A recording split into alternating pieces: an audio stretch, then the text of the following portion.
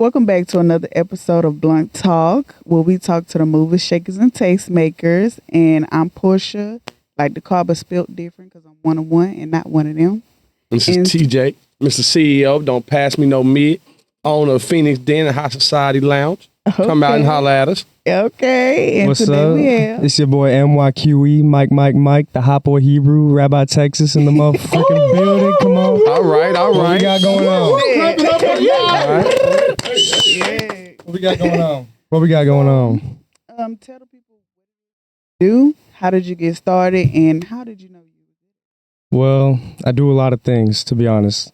Music is definitely one of the main things that I do. Okay. Started rapping like over 10 years ago. You know, I was in 8th grade writing lyrics, you know, just doing my thing. On the diss and shit. Yeah, I wrote a diss track back in like junior high. She got like 1,000 on like SoundCloud. So I'm like, all right, maybe I'm cooking with something. Yeah. So high school comes around, I start going to the studio for the first time and stuff, and dropping music on Spotify. And then, you know, after high school, kind of just like locked in, moved out here to Austin. That's when a few years ago, you know, started really performing around town and getting in the scene. And like, that's when I got tapped in with like, you know, Underground Voices and a lot of like different organizations around, you know, Austin.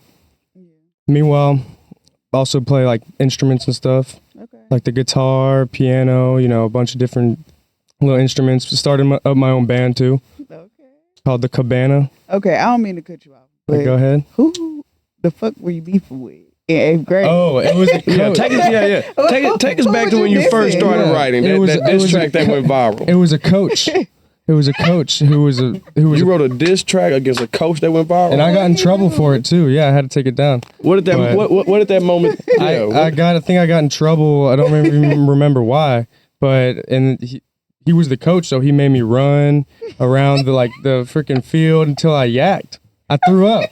He worked my ass off until I freaking yacked. What did that moment teach you about your voice? Well, it taught me that, you know, I can actually form some of my feelings into music, into art, and make it into like something that's creative and like artistic, you know. So and you've gone from SoundCloud to Spotify. Oh yeah, and now real estate. Two worlds that couldn't be more different. That's right. What's the thread that connects the two? Well, I mean, I don't know. I think I've always just been able to connect with people, you know, and so I've always had a knack for salesmanship and stuff too. You know, used to work at a Roos Chris steakhouse for like 3 years as a server, like slanging fine wine and steaks and stuff. You know, just left there like a month ago, but like the real estate stuff, I figured, why am I slinging steaks and not houses? You know, so I just got my license like a few weeks ago, actually. I just started doing it, you know, with Keller Williams, actually. So I'm in there. So if anybody needs to buy or sell a house or has any questions with real estate, you know who to talk to. Okay. Yeah.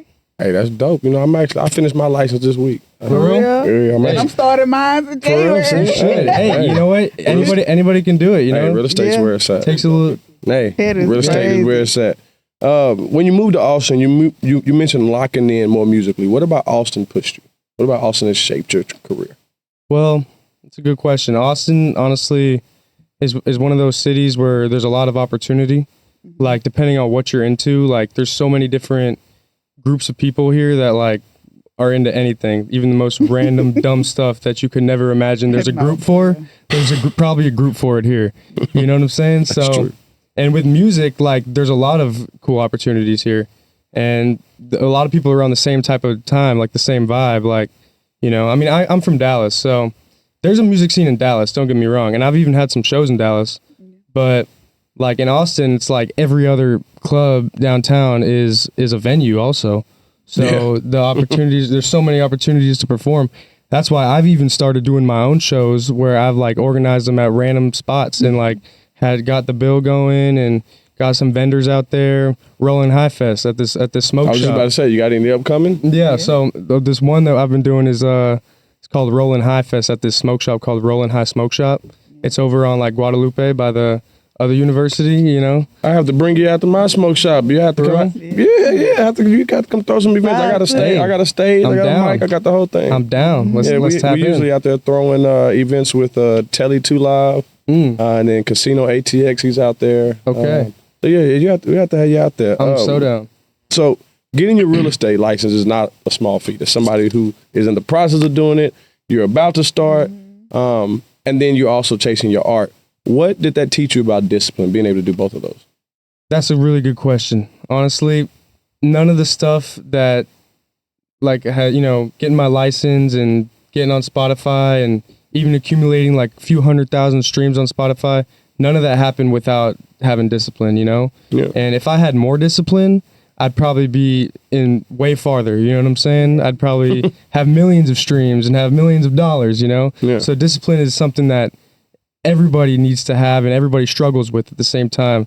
It all falls into like consistency too. Yeah. Like when you set your mind to something, it's really about like committing to it and doing it over and over again. See, I like that you said that, because Blunt Talks, one of the things that I've tried to focus on, is connecting the audience and getting them to understand what is going to make the difference between where you're at and where you want to be. And so hearing you talk about how important discipline was and consistency, that really hopefully allows the artists out there that are aspiring to see, you know, what's the difference between my 2,000 views and his 100,000?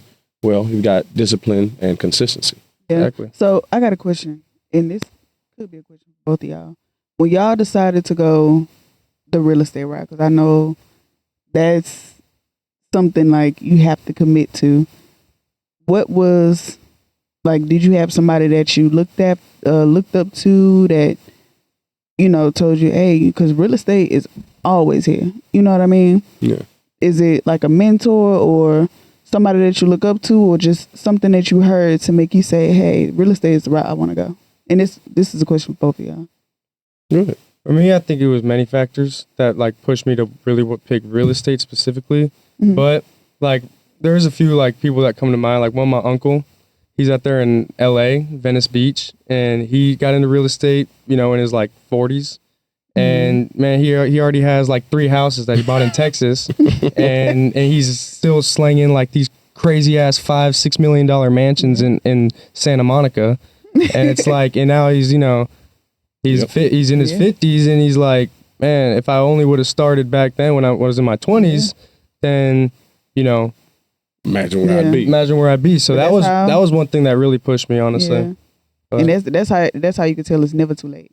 Yeah. I thought it was too late for me, but you know, yeah. So for me, I was gonna do real estate back in 2019 when I initially left the company that I was working for. Mm-hmm. But the company I was working for, my late wife was also working for at the time, and they ended up firing her. And so because they fired her, I put my real estate dreams to the side and told her I built her a business, because you can't be fired from a business that you own. Okay. And so that's actually how High Society ended up getting built. So once I completed that dream, this year, shout out to the Wizard of Oz, saw that boy about to hit 120 mil with his sales team this year, and I was like, oh yeah, I gotta go get some of that money. Yeah, I gotta go get some of that paper. So I was like, yeah, it's time to do it now. And I was actually gonna push it off to next year. And I would say the same thing to you: don't push it off. No, I ain't pushing it off no more. A guy told me this. He was like, don't push it off till you're out of the place where you have all the connections that you can be telling people that you're a real estate agent. Not facts. Yeah. But for me, my husband, when he passed, 2019, my husband passed, and I got started. Then COVID happened, and I can't do online shit. I'm sorry. I got ADHD, so I have to be engaged. Like if I'm not fully engaged, and it gets boring, and I can't focus, and it was just like that for me. But what got me into it is the history behind real estate. And if you know, when I was in real estate school, they was telling me about the redlining and kind of some of the stuff that we was talking about, where they limit you as a minority and as somebody that they don't prefer. I was like, yeah, this is something I would be able to stick to. Plus, I get to work for myself. Plus, you know. Yeah, plus the money you make. Yeah, but with my husband passing away and COVID hitting, and it was just it was too much. I understand. Well, condolences first. Yeah, absolutely. And condolences to you as well. Appreciate that. And yeah, but I'm not quitting. Yeah, It was just a pause, and plus the army paying for it, so fuck it. There you go. Hey, government tries to screw you on every other, facet of life. Might as well. If you could pick one thing from real estate that's actually helped you in music, what would you say it is? Well, I'm just getting started in the real estate, in the last few weeks. I just, like I said, just newly licensed. But something that is like, I'm starting to figure out is that like, you can really commingle everything, like I can go out on like at one of my shows a couple weeks ago, I went up on the stage and I was like, and I'm in real estate. So if y'all need anything, let me know. And then the same thing goes at my restaurant job. I got a new little job serving some sushi at a little fine dining sushi spot on weekends. Okay. So shout out Machi Sushi. But anyway, we love sushi. Yeah, but so even there, I'll be serving tables, and at the end, I'll be like, yeah, and I make music, and I'm in real estate, and every single table is like a new potential person that could listen to my music, or maybe they're moving, maybe they need to sell their house. Who knows? So you could just commingle everything. You want to try to really like wherever you are, really be there, and whatever you're trying to be, really, you gotta own it. Yeah, you gotta be it for sure. What's one relationship, resource, or mindset that would change everything for you right now? I mean, money. Money. I mean, shit. Like the old saying goes, not counting money, what do you need? That money you not counting. For real. I mean, look, like, money is energy, it gives you the ability to do other things. So, but to be honest, like, starting up in real estate ain't cheap, actually. There's a lot of fees you got to pay. And like I said, I'm just starting up, and like the Austin Board of Realtors is like $1,000 to get into the MLS and stuff. And, depending on which brokerage you are with, they probably charge like a few $100 a month. Like, and then to even get your license costs a couple $100 to apply to the Texas Real Estate Commission. The classes cost money. Like residential, all that stuff costs money. License and shit. And I got some money saved up, but a lot of it. More of it would help. Yeah, more of it would help, and a lot of it. And honestly, I'm into like investing and stuff. Yeah. So to be honest, like a lot of it's invested. I'm not trying to like pull out investments for my future to pay for this stuff. So I really gotta Machi better come through, Yeah. So Mike, spelled MYQE. Is the perfect example of what we mean by voices from the gap, right? Not waiting until you've all got it figured out to speak your truth. Whether it's closing deals, dropping tracks, he's showing us how to bridge ambition and authenticity. Where can people tap in? Where can people follow you? How can they get in touch with you to follow your music, see what you got going next? I know you got some festivals coming up. It's your time to tell the guests and people how they can get in touch with you. Yeah. So basically, you can Google me, MYQE, 4 letters, look it up. Everything will be there, all the music. Also on Instagram, MYQE, Spotify, MYQE. So pretty much all around MYQE. There's also a website right now, hotboyhebrew.com. That is, it's up, and merch is on the way out. Okay, so we're working on some merch that's about to come out. Okay. So you can tap in with that. There's all sorts of stuff, with the Rollin' High Fest, the band that I'm starting, the new Cabana shows. You could find the band's new Instagram on the.cabana.llc. So that's the little thing that I'm starting. And then, the real estate, you know where to find me. You know where to find my music. Just reach out on Instagram, and we'll make some magic happen, because that's how we do it. So, yeah. Sounds good. Bitch, we blowing up like a damn balloon. Fuck with the Cabana, your whole lineage is doomed. This a deep underground cut, not no MF Doom. When I step outside, it's a poon monsoon. Learn your facts. My life's a documentary. Yo, shit's a fairy tale. I was strapped for cash, I couldn't put up Milk's bail. And if I ever fail, at least I know I tried. I'll be in the fucking WPFN getting fucking fried. Hey. That's what I'm talking about. Hey. Hey, you said your uncle in California. Yeah. Adam Sandler. That's not my uncle, but who you said your cousin who was in real estate? Yeah, my uncle. Yeah, but it's not Adam Sandler though. I know, but I'm saying he could put you on. He's selling $5-6 big houses. He might run into him. Maybe. That'll be a good collab, because y'all like so Jewish, and I love it. Hey, You know, hey, one thing y'all didn't ask me about was my Cut that Judaism. out. You know, Cut that part all the way out. hey, it's okay. No, said- for real. Said He's so three-letter word Jewish. with I the love ish it. that you Hotboy cannot Hebrew, say. I love that shit. Yeah. Right. Fuck yeah. Hey, Sorry. but we appreciate you coming through, Yeah, man. Hey, it's absolutely. been a pleasure, man. We're gonna get the next one in here. You know, Nice meeting y'all. You too. for sure. All right, so is that a Yeah. wrap? Or? Oh yeah, That's yeah, a we good wrap. to go. We'll be back with our Yeah. next episode.